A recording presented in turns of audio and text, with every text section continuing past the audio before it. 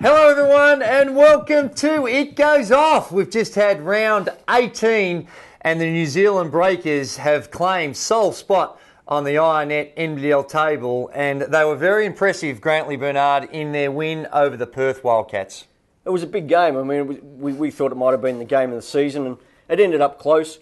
The Breakers broke it open in the third quarter, got the job done. The interesting thing was that the Wildcats won quite a few of the statistical categories. They did. Rebounds, they were better inside. Yes, they did. But the only one that mattered, could not put the ball in the hole. Scoreboard. Yes. And the Breakers got the win. And I guess the question now is what does that mean in the whole championship thing? Does it give the Breakers an edge? Does it mean that they're going to get the home court advantage? Does it give them a psychological, bridge over the Wildcats? I don't know.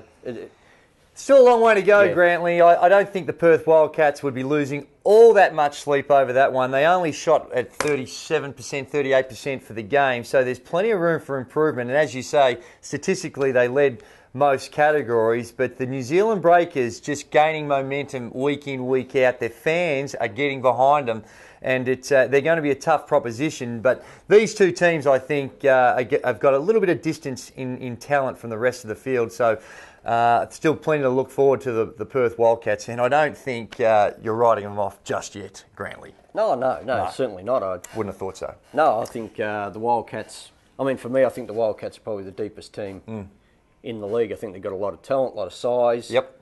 They're going to be tough to beat, so especially over a series. Hard not to be impressed with both those teams, and the Gold Coast Blaze is another team which you personally have been somewhat critical of over the journey. They've won 4 in a row now, and they've won their round 18 clash against the Wollongong Hawks in emphatic fashion, winning by 41 points. Now, the Wollongong Hawks they didn't have a great one by any stretch of the imagination, but you've got to give a lot of credit to the Gold Coast Blaze in their defensive efforts. Yeah, probably you do. But come on, 50 points in a professional league? You refuse to give the Gold Coast Blaze any credit whatsoever. I give them credit. Right. I give them credit for their performance. But I, come on. You being the master of defence, as we all know, even the best lockdown defence is not going to hold a team to 50 unless that team plays poorly. Correct. And it's not the first time that they've come up short on the offensive end, the Hawks. No. So, that's a shocker. The Hawks were revitalised a little over recent rounds, but that's a significant setback that they had to cop at the hands of the Gold Coast Blaze. And, Hawks will not figure in any playoff action this season. But we've got to pay credit to Glen Saville. He played his 500th game for the Wollongong Hawks. And any time you play 500 games, period, is a fantastic achievement. But to reach that milestone with the club, we know he spent a little bit of time. There's a few extra games there with the Sydney Kings, but it's a wonderful contribution he's made to that organisation. Oh, yeah, he's been fantastic for the Hawks, and I guess the Hawks have been great for him. He's a Bendigo boy originally, but Wollongong is home now for Sav, and I guess that tells you how big a part of the community he's become, that now that's home. You probably wouldn't even think twice about saying otherwise.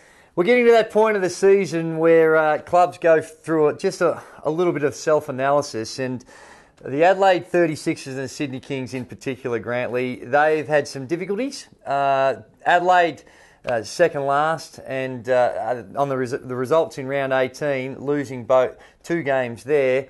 Marty Clarke, it's his second season with the Adelaide 36ers. Just give us an analysis of where he's at and an assessment of where the future may lie for him. Well, I thought it was interesting that last week the Sixers organisation put out a statement to say that the coach and the players were safe for the rest of this season. Alarm bells start ringing when that happens. I wouldn't have thought that's really going out on much of a limb to say that they're safe for this season, given there's only a handful of games to go. Look, it's a tough one to say. I think, you got, for the Sixers especially, you've got to take into account that they've had a lot of injuries. Adam Ballinger and Nathan Croswell in particular. A lot of injuries and probably not enough talent. No.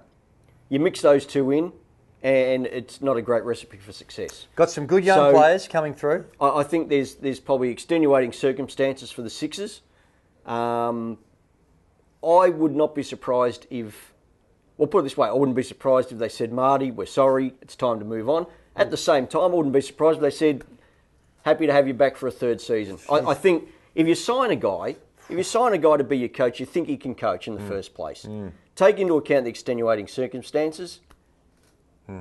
Give him another season with a healthy, full roster from day one. They've had import changes. They've done the whole thing. I think one more season's not out of the question for Marty Clarke. They do have a bright future and players to build a team around. In Daniel Johnson, he's been fantastic, and Mitch Creek is continues to improve. And Tom Daly, a young fella, not seeing a lot of time, but he you think would have a future as well. So some good signs ahead, you would think, for the Adelaide 36ers. And just quickly, Ian Robilliard and the Sydney Kings. Yeah, it's a tough one. Again, the Sixers, the Kings probably haven't lived up to expectations. But were those expectations too high in the first place? Maybe, maybe not. They had a decent roster. We all thought they had a pretty decent roster, and they probably should have been in a better situation than they are now. Is that the coach's fault? They've had a couple of injuries as well along the way. They've lost Aaron Bruce, pretty significant part of the lineup. It's a tough one. I mean, Moose is probably not even as experienced a coach as Marty Clarke, possibly, you know. Former player in the league, done a lot of things. I think a big thing with the Kings is that Moose Robilliard has done a lot of groundwork in setting the culture of the rebuilt Kings. And I don't think that can be underestimated. No. So I think you've got to look at the whole package of what have they set up aside from the wins and losses. I think they've done a really good job at doing that. And again, similar situation. Wouldn't be surprised if he went. Wouldn't be surprised if he stayed. I think I think they might actually both stay for at least one more year. Well, I certainly hope so. Never like to see coaches being held responsibility entirely, and there are some other stories and explanations for the performance of both their clubs this season. Grantley, given that we're starting to get to the pointy end of the season, 4 places in the playoffs, realistically, probably still only 6 teams vying for those 4 places. We thought we'd take a look at the run home of each of these teams, because not only is it about making the 4, it's about where you finish. And history shows that if you don't finish in those top 2 spots, the probability of winning the title becomes a lot more difficult. So first up, we've got the New Zealand Breakers. Have a quick look at them and their run home. They take on the Hawks twice, the Crocs, Wildcats, Sixers, Blaze, Crocs again, and then the Blaze. All in all, Grantley, if you're going to pick a run home, that is a pretty generous one to the New Zealand Breakers. Yeah, it is, but I think it's a really mixed bag. I think you probably give them the wins over the Hawks and the Sixers. But after that, the Crocs, Wildcats, the Blaze twice, or the Crocs twice as well. Oh, that's a fairly testing run home, but I think it's a good run home knowing that you're going to be in the playoffs, and it will help you get playoff hardened. Given that they already have 15 wins, it's I don't think that run home, it could have been a lot tougher. They've done a lot of the hard yards already and has deserved their status. The Perth Wildcats, Grantley, Taipans, Kings, Sixers, Taipans again at home. Then the Breakers, Taipans again at home, Crocs at home, and Tigers away. So a mixed bag there for the Perth Wildcats. Could there be some typographical errors there that they're playing the Taipans so many times? Well, there has been those sort of anomalies throughout the course of the season, but it's almost like a mini-series, and if anything, it's going to weigh more significantly on the Taipans than the Wildcats. I tell you, it's more like Dynasty than a mini-series playing the Taipans that many times. It is. The Townsville Crocs, another team at 11-8, they still have got a bit of work to do to solidify their position. 15 wins, I think, will get you there, and particularly for the Townsville Crocs with their wins and losses. But you have a look at their run home. The Sixers, Taipans, Blaze, Breakers, Kings, Tigers, Blaze again, Wildcats and Breakers. So they've still got the Breakers a couple more times. They need to find 4 more wins in that schedule, you would think. Can you see it in them? Yes, I think they would. They would think that they could certainly beat the Sixers, the Taipans, the Kings and the Tigers. The other ones are probably toss-ups.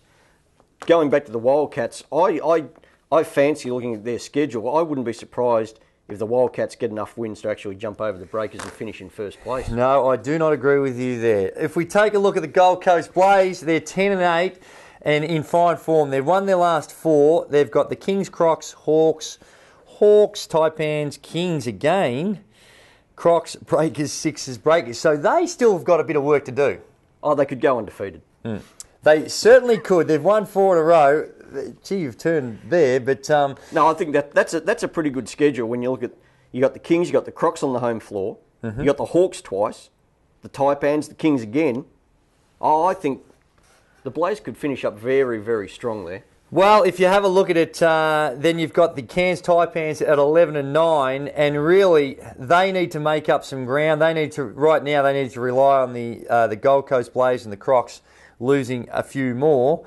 But at 11 and 9, they're still in a solid position. They've got the Wildcats 3 times, so that is going to be a real test. If they get there, they're going to have to have earned the right. Well, that's interesting. They've got the Wildcats 3 times because the Wildcats had the Taipans 3 times as well. Well, that's what I'm saying. Yeah, it is. But what we're saying, quite a coincidence. And as I mentioned before, it's probably more of an issue for the Taipans though, as they try to make their way in. And I think that's probably going to be the difference between them making the playoffs and not. Is that they've got to play the Wildcats 3 more times. And no, you're right.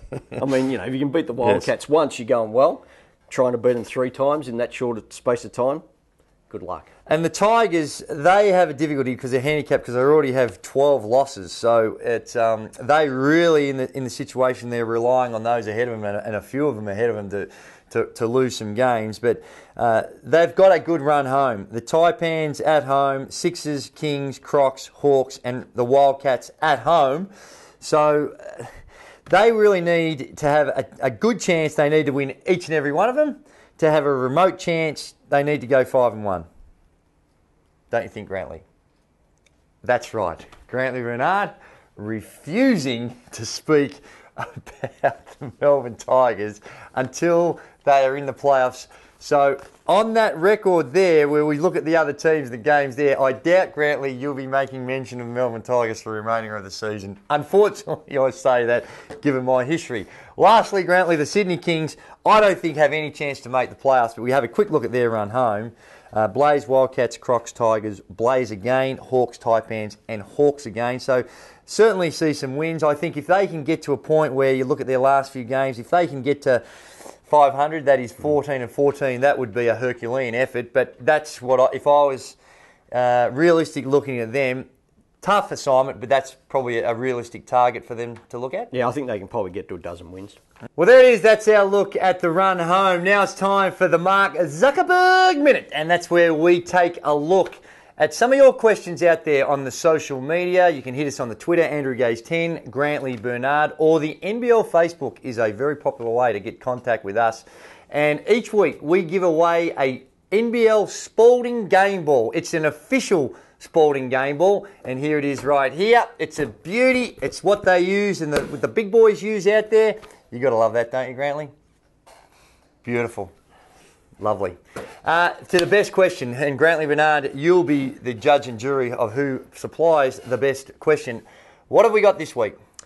First question comes from Nathan DJ Friday Spears, who says quite bluntly, are the Hawks the worst team in NBL history? No, they are not. And unfortunately, I was probably part of one of the worst teams in the NBL history. I think it was back in 1995 where we only won 2 or 3 games. Statistically... Might have even been 1985, wasn't it? Did I say 90? Let's say I just feel that young. 1985, in fact, it was. You're dead right. But statistically, the worst team in the history of the competition is from down your way, Grantley, the Geelong Supercats, when they went 0 for 24. That's right, did not win a single game back in 1988. And they weren't, well, they were shocking. They were terribly bad, but I reckon they would have even beat my 1985 Melbourne Tigers. Oh.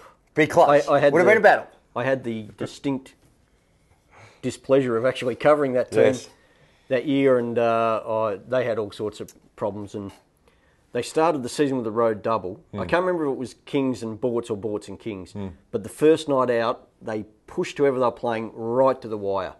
And everyone thought, well, maybe this is not going to be so bad. And then the next night they lost by about 60. And it was all downhill from there. No, well, the Wollongong Hawks, they've had some problems this season, replaced their import. But you look at their talent and some of the players they've got, they by no means easy beats. Now, I know it's hard to say that on the back. They've just lost in round 18 by 41 points. But they are capable of competing on their night with the best teams in the competition.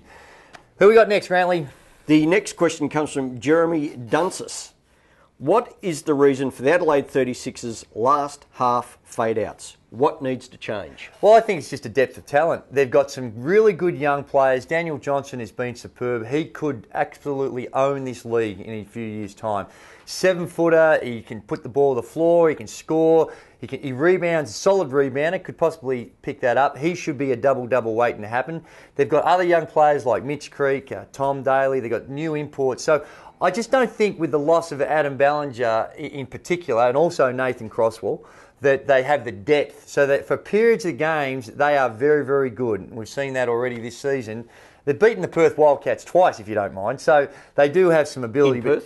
In Perth. So they do have some tremendous ability, but you're dead right in to say that they do fade out games. I think you just sum her up with too many injuries, not enough talent. And lastly, we have Brad Eduardo. How do you say it, Grantley? You're the linguistics expert. Edward. Something like that. Edward, we'll call him. Eddie to his mates.